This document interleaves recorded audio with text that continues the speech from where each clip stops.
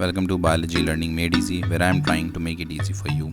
Another set of questions from the biology section of NEET UG 2020 Part 4. The previous parts are already there on the channel. You can watch it from the link above. First question of today: strawberry or cones are found in? Strawberry और cones किस में मिलते हैं? Equisetum में. Recall based question है, example बताना है इसका. चलिए, स्ट्रॉबेरी होता क्या है समझते हैं इसको. टेरिडोफाइट्स में होता है. किस में मिलता है? टेरिडोफाइट्स में. और होता क्या है एग्जैक्टली? देखिए, let's see in the NCERT clearly given. Pteridophytes. What is it? The sporophytes bear sporangia and they are subtended by leaf-like appendages called sporophylls. ठीक है. And in some cases these sporophylls may be distinct compact structures called strobili or cones. तो basically sporophylls क्या है? Strawberry क्या है? Basically compact sporophylls हैं. और sporophylls में क्या होता है? स्पोरेंजिया होता है. तो कॉम्पैक्ट स्पोरोफिल्स जो होते हैं उनको क्या बोलते हैं? स्ट्रॉबेरी या कोन्स. किस में मिलता है? सिलेजिनेला या इक्विसेटम में. Coming to the next question. Dissolution of synaptonemal complex occurs during. तो ये देखिए स्टेजेस किसकी दिए हैं? Pachytene, zygotene, diplotene. ये किसकी है? मियोसिस 1 में प्रोफेज 1 की स्टेजेस हैं. ये तो सिंपल है. मियोसिस 1 में मियोसिस 1 और मियोसिस 2 होता है. मियोसिस 1 की फेजेस होती हैं प्रोफेज 1 के कुछ सब फेजेस होते हैं leptotene, zygotene, pachytene, diplotene and diakinesis. तो इसको कैसे याद रख सकते हैं हम? डिसोल्यूशन किस में होता है? डिप्लोटीन में. किस में होता है? डिप्लोटीन में. डी से डी. डिसोल्यूशन डिप्लोटीन में होता है. इजी है याद करना. Diplotene dissolution. ठीक है. अब पढ़ते हैं होता क्या है. देखिए, साइनेप्टोनीमल कॉम्प्लेक्स ये कहाँ बनता है? तो ये भी पता नहीं कौन से स्टेज में बनता है. जाइगोटीन में. और डिसॉल्व किस में होता है? डिप्लोटीन में. ठीक है. किस स्टेज में बनेगा? जाइगोटीन में. चलिए, एनसीईआरटी में देखिए मियोसिस 1 में prophase leptotene, zygotene, pachytene, diplotene, diakinesis. ये स्टेजेस होती हैं प्रोफेज 1 की. देखिए जाइगोटीन में देखिए synaptonemal chromosome synapsis accompanied by formation of complex structure. ठीक है.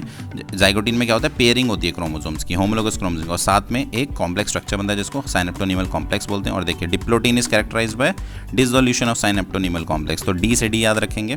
ईजी हो गया याद करना. First phase of translation is.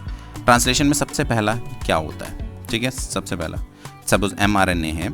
mRNA से क्या बनता है? प्रोटीन. इसको क्या बोलते हैं? ट्रांसलेशन. ठीक है. प्रोटीन में क्या होता है? Amino acid 1, amino acid 2, amino acid 3, ऐसे बहुत सारे अमाइनो एसिड एक चेन बना के रखते हैं इसको. ठीक है. ये चेन में जो लिंकेज होता है क्या बोलते हैं? Peptide bond. ठीक है. ये क्या बन गया? प्रोटीन बन गया टोटल. ठीक है. mRNA से. ठीक. चलिए, तो ट्रांसलेशन में सबसे पहले क्या होता है? राइबोसोम लगता है. राइबोसोम का कौन सा यूनिट? देखिए राइबोसोम बनाते हैं, सॉरी थोड़ा साफ बनाते हैं. चलिए, राइबोसोम ये लार्जर सब यूनिट, ये स्मॉलर सब यूनिट. ठीक है. राइबोसोम में 2 सब यूनिट होते हैं, एक लार्जर और एक स्मॉलर. ठीक है.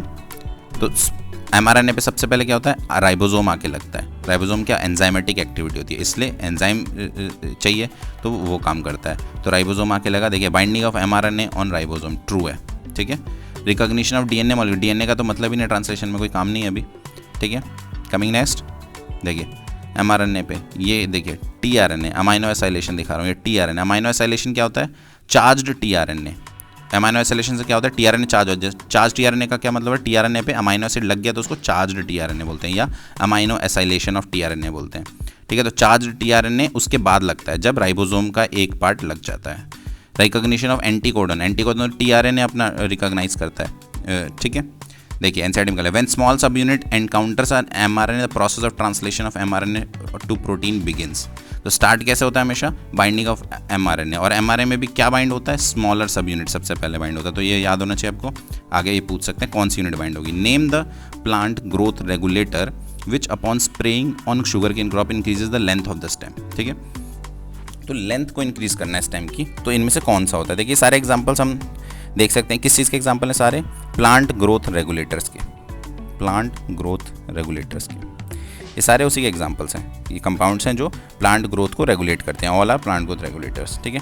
इसका आंसर क्या होगा? Gibberellin. Gibberellin length of stem को इंक्रीज करता है शुगर केन की क्रॉप को. ठीक है. इंक्रीजेज लेंथ ऑफ स्टेम, उससे यील्ड बढ़ जाती है बहुत ज़्यादा.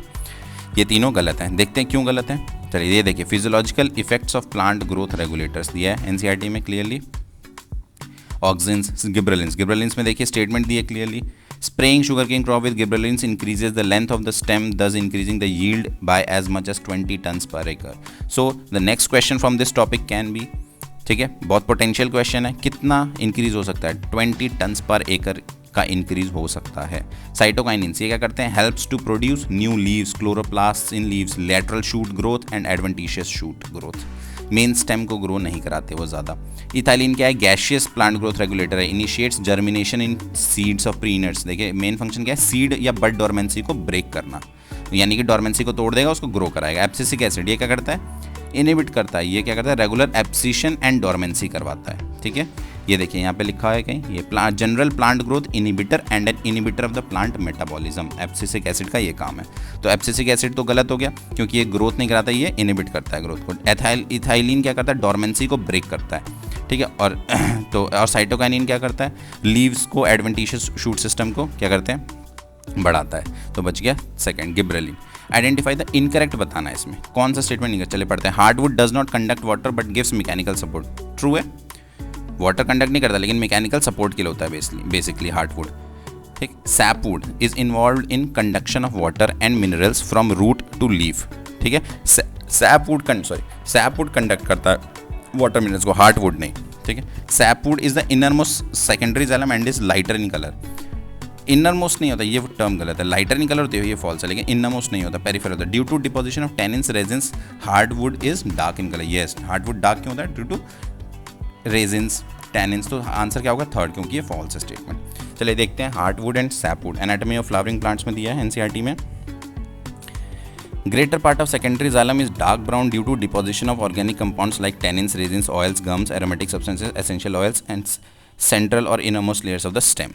ठीक है, तो heartwood is dark due to resins, tannins and oils etcetera. ठीक, चलिए तो फोर्थ स्टेटमेंट ट्रू है, दिया हुआ है बुक में क्लियरली। आगे बढ़ते हैं।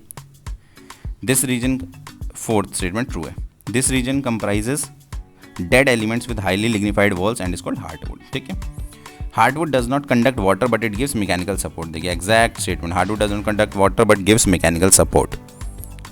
देखिए क्लियरली दिया है। The peripheral region of the secondary xylem is the lighter in colour known as sapwood. Sapwood क्या है, पेरिफेरल है, इनर मोस्ट नहीं है, ये गलत है। और लाइटर इन कलर है, ये भी सही लिखा है, सेकेंडरी जाइलम है। ठीक, तो ये सही है लेकिन इनर मोस्ट गलत है, पेरिफेरल। तो सही काउंटर पार्ट आपको बताना चाहिए, पेरिफेरल। चलिए ये देखिए, involve in conduction of water minerals from the root of leaf, कौन, सैपवुड। देखिए सेकंड स्टेटमेंट एग्जैक्ट लिखी हुई है, सेकंड स्टेटमेंट ये देखिए, थर्ड स्टेटमेंट ये देखिए, फर्स्ट स्टेटमेंट ये, फोर्थ स्टेटमेंट। एग्जैक्ट मतलब स्टेटमेंट्स कॉपी करिए आपके क्वेश्चंस में। ठीक है, तो लाइन बाय लाइन पढ़ना बहुत ज़रूरी हो जाता है आपके लिए एनसीईआरटी को। Secondary metabolites such as nicotine, strychnine, caffeine, ये सब सेकेंडरी मेटाबोलाइट्स हैं। ये क्या करते हैं, देखिए बायोमोलिक्यूल्स का क्वेश्चन है, दो तरीके के मेटाबोलाइट्स होते हैं। ठीक है, primary and secondary. Primary and secondary. Primary क्या करते हैं, मेन फिजियोलॉजिकल फंक्शंस को कंट्रोल करते हैं। मेन फिजियोलॉजिकल फंक्शन जैसे कि न्यूट्रिशन, ग्रोथ, रिप्रोडक्शन, ये सब बेसिक चीज़ें जो है ये सब किससे होती हैं, ऑर्गेनिज्म की। Primary metabolites. सेकेंडरी मेटाबोलाइट्स ये सब कोई काम नहीं करते, इनका मेटाबॉलिज्म नोन नहीं है अभी। देखिए एनसीईआरटी में लिखा है यहाँ पे clearly, thousands of compounds, metabolites, alkaloids, flavonoids, rubber, essential antibodies, colored pigments, scents, these are called secondary metabolites. While primary metabolites have identifiable function and play roles in normal physiological process. ठीक है, primary metabolites का function known है, क्या है, physiological process.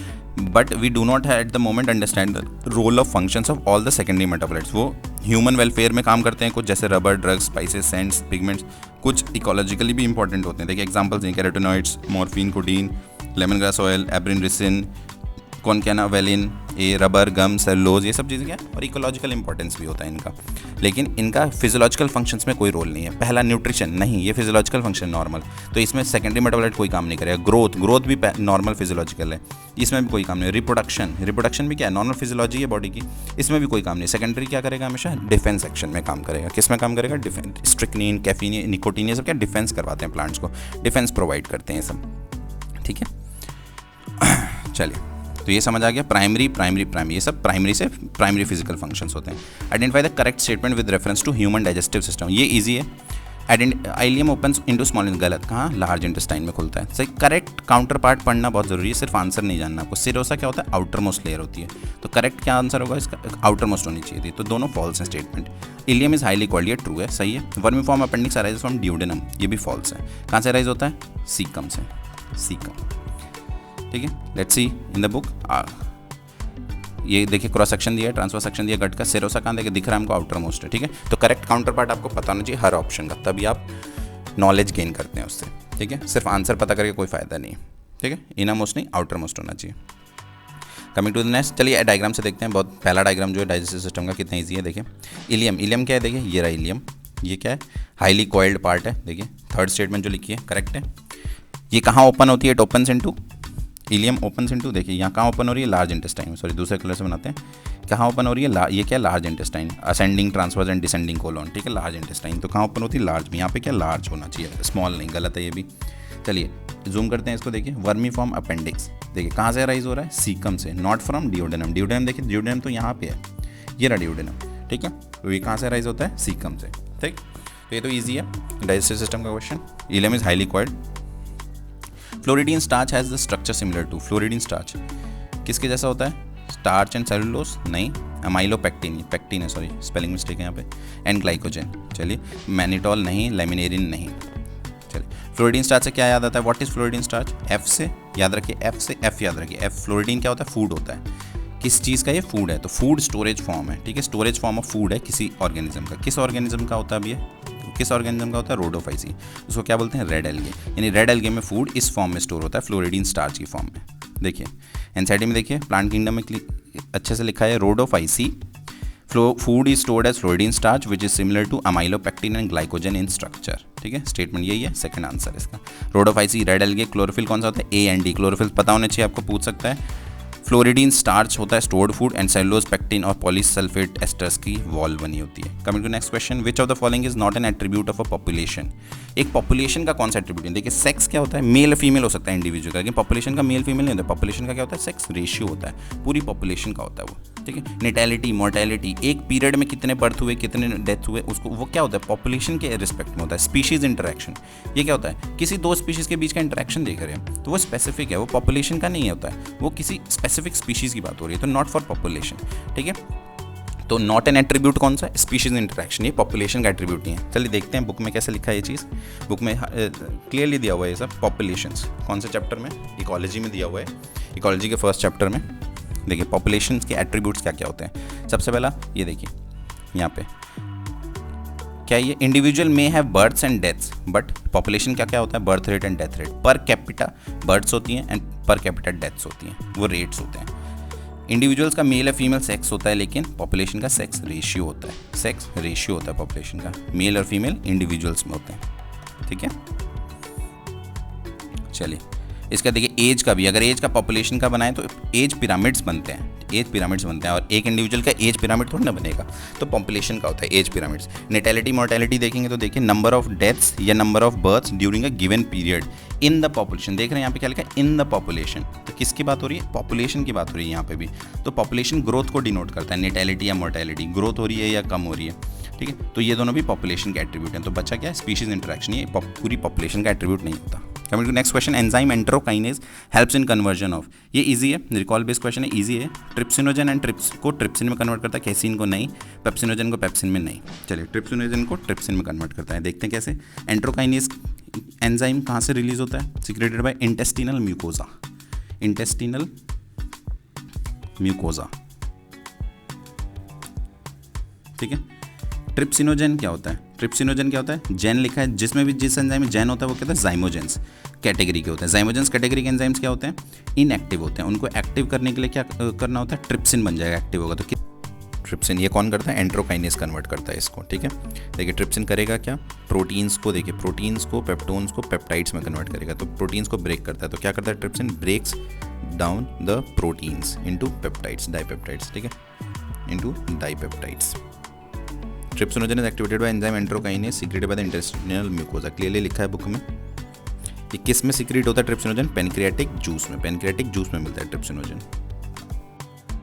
Check करते हैं बाकी options के बारे में, कुछ पढ़ते हैं। देखिए प्रोटीन इनटू पेप्टाइड्स, ये कौन करता है, ट्रिप्सिन करता है, पहला ऑप्शन, तो ये तो नहीं होगा, एंजाइम एंटेरोकाइनेज ये नहीं करता, ये ट्रिप्सिन करता है। ट्रिप्सिनोजन इनटू ट्रिप्सिन, ये तो करेक्ट है, ये होता है। कैसिनोजन कैसीन में, ये भी एंटेरोकाइनेज का काम नहीं है, एंटेरोकाइनेज क्या करता है, ट्रिप्सिनोजन को ट्रिप्सिन में, और पेप्सिनोजन को पेप्सिन में कौन कन्वर्ट करता है, HCl, देखिए लिखा है, proenzyme pepsinogen on exposure to hydrochloric acid converted into active pepsin, तो ये कौन करता है, HCl करता है इसको कन्वर्ट, ठीक है। तो NCERT में सब कुछ दिया है, आपके सारे questions easily. Thank you for watching, stay tuned to my channel Biology Learning Made Easy. You can get connected on Telegram or email us with the same name, Biology Learning Made Easy on Telegram and @gmail.com on the email. We'll come with another bunch of questions in the next video. Till then, keep learning.